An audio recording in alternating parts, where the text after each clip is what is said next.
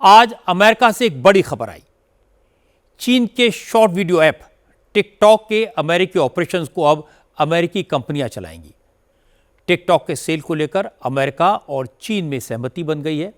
President Trump ने कहा कि फॉक्स न्यूज़ के मालिक रूपर्ट मर्डॉक और उनके बेटे लैकलन मर्डॉक, डेल कंपनी के मालिक माइकल डेल, अमेरिकी सॉफ्टवेयर कंपनी ओरेकल के चेयरमैन लैरी एलिसन टिकटॉक के अमेरिकी ऑपरेशन को खरीदने की बातचीत का हिस्सा बने हैं और बहुत जल्दी ये एग्रीमेंट हो जाएगा।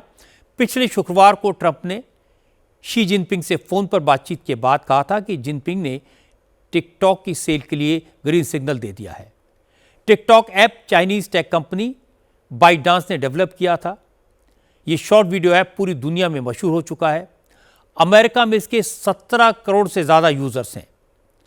अमेरिका में बाइडेन की सरकार के दौर में यह दावा किया गया था कि टिकटॉक ऐप अमेरिका की नेशनल सिक्योरिटी के लिए खतरा हो सकता है, इसलिए इसका एल्गोरिथम और डेटा अमेरिका के कंट्रोल में होना चाहिए, वरना चीन इसके जरिए अमेरिकी नागरिकों का डेटा चोरी कर सकता है। ये इंटरनल सिक्योरिटी के लिए खतरनाक बताया गया था, लेकिन चीन ने तब टिकटॉक को बेचने से इनकार कर दिया था। फिर 2024 में अमेरिका ने कानून बनाया, अगर टिकटॉक के अमेरिकी ऑपरेशंस अमेरिका के कंट्रोल में नहीं आते तो इनको बैन कर दिया जाए।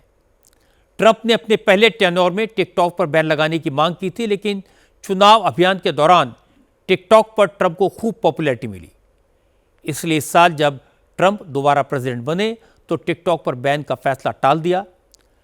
अब तक वो इसकी डेडलाइन 3 बार बढ़ा चुके हैं और अब अमेरिका और चीन के बीच टिकटॉक की सेल को लेकर डील हो गई है। हालांकि डील की डिटेल्स अभी डिक्लेयर नहीं की गई हैं, लेकिन यह बताया गया है कि टिकटॉक के अमेरिकी यूजर्स का अमेरिकी स्टोर्स में डेटा स्टोर किया जाएगा।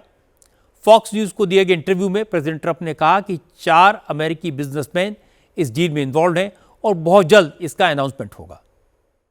असल में सब जानते हैं कि चीन और अमेरिका के बीच टैरिफ को लेकर काफ़ी टेंशन है।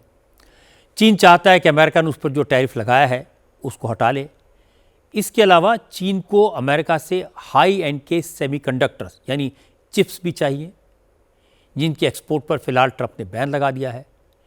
शी जिनपिंग ये भी चाहते हैं कि अमेरिका चीन और ताइवान की यूनिफिकेशन में बाधा न बने। ट्रंप ने इस मामले में चीन को पॉजिटिव रिस्पांस दिया। ताइवान को $400 मिलियन के हथियार बेचने की डील सस्पेंड कर दी। इसलिए चीन ने भी टिकटॉक की सेल को मंजूरी देकर ट्रंप की तरफ दोस्ती का हाथ बढ़ाया। हालांकि चीन ने कहा है कि बिजनेस एक तरफा नहीं होता। जिस तरह चीन के दरवाजे अमेरिकी कंपनियों के लिए खुले हैं, उसी तरह चाइनीज कंपनियों को भी अमेरिका में बिजनेस की पूरी छूट होनी चाहिए।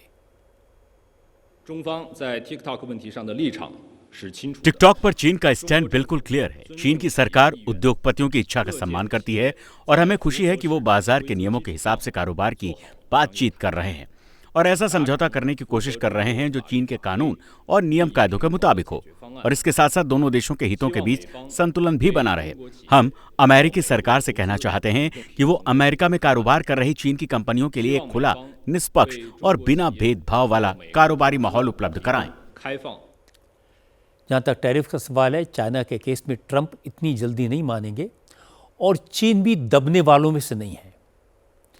जहाँ तक भारत का सवाल है, ट्रंप ने, आप जानते हैं, 25% एडिशनल टैरिफ लगा दिया था, लेकिन अब टैरिफ पर भारत के साथ बातचीत दोबारा रिवाइव हो गई है। हमारे कॉमर्स मिनिस्टर पीयूष गोयल अपनी पूरी टीम के साथ अमेरिका में हैं और उम्मीद करनी चाहिए कि जल्द टैरिफ पर कोई रास्ता निकलेगा।